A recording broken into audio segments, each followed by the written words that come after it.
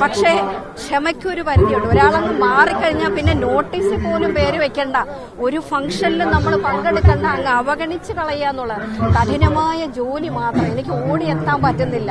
ഞാൻ എന്നും ഇങ്ങനെ തന്നെ ആയിരിക്കും എല്ലാ മനുഷ്യരോടും. എനിക്ക് എന്റെ സഖാക്കളോടും ഭയങ്കര ഇഷ്ടമാണ്. 2021 തെരഞ്ഞെടുക്കപ്പെട്ടപ്പോൾ ഞാൻ ആരോടും ഒന്നും ആവശ്യപ്പെട്ടിട്ടല്ല.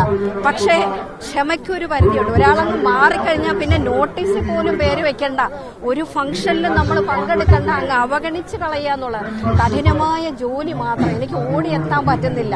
എല്ലാ സ്ഥലത്തും ഓടിയെത്തണമെങ്കിൽ എനിക്ക് എന്റെ ഒരു സംവിധാനം വേണ്ട. അതെനിക്ക് സ്വന്തമായിട്ട് ചെയ്യാൻ പറ്റുന്നില്ല. അതാണ് ഞാൻ അവസാനം എന്നെ ഒഴിവാക്കാൻ പറഞ്ഞത്. ഒരുപാട് പ്രാവശ്യം എന്റെ പ്രശ്നങ്ങളൊക്കെ ഞാൻ ഈവൻ മിനിസ്റ്ററോട് വരെ പറഞ്ഞിട്ടുണ്ട്. എല്ലാ നേതാക്കളോടും പറഞ്ഞിട്ടുള്ള എന്റെ ബുദ്ധിമുട്ട് എന്താണ്.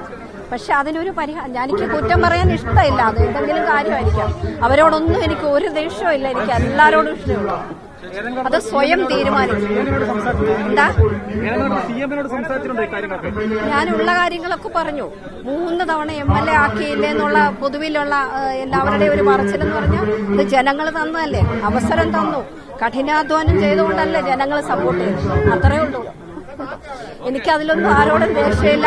എന്നും സ്നേഹവും. എന്റെ പ്രശ്നങ്ങൾ എന്ന് പറഞ്ഞിട്ട് അതിന് പരിഹാരം ഉണ്ടായില്ല. അതുകൊണ്ട് ഞാൻ എന്നെ ഒഴിവാക്കാൻ പറഞ്ഞു. അല്ല, എനിക്ക് പ്രവർത്തിക്കാൻ പറ്റുന്ന ഒരു സാഹചര്യം തന്നില്ല, ഇല്ലാത്തതുകൊണ്ട്. അല്ലാതെ അധികാരം വേണമെന്ന് ഒന്നുമല്ല എനിക്ക്. എനിക്കങ്ങനെ പ്രത്യേകിച്ച് ഒരു പ്രതീക്ഷയില്ല.